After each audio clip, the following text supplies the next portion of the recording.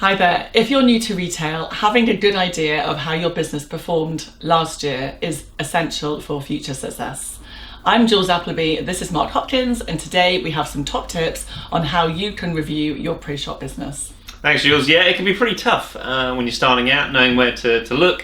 That's why we recommend you look at year-on-year comparisons. It's always a good place to start. That'll help you with the peaks and troughs and give you an idea of the highlights for your business over the last year.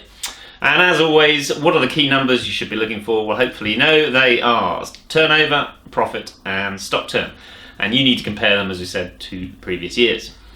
So getting to grips with the numbers doesn't have to be onerous, and a good EPOS system should do the heavy lifting for you. So as Mark mentioned, you can compare your numbers to the last year, which is the most obvious one, or because of the pandemic, you may wish to compare 2022 numbers with 2019.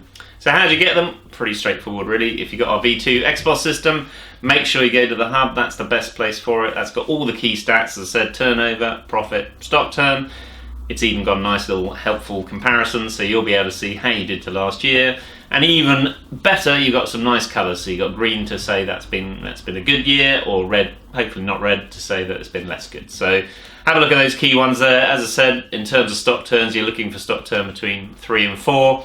Meaning that you've got the right amount of stock for the sales that you make over the year. So check that, the hub, and make sure you start looking at those numbers. Yeah, and remember that every business has different anomalies. So it may be that if you see an increase in stock turn, your margins may be bigger as well. But for some people, they may see an increase in turnover, but lower margins. The key thing is that you appreciate why you've seen these changes and you act on it.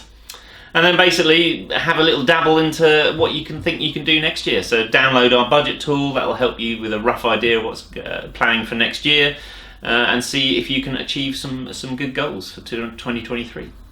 That's all from us. So we look forward to seeing you next year and doing more of these. And have a great Christmas. Happy Christmas. Bye.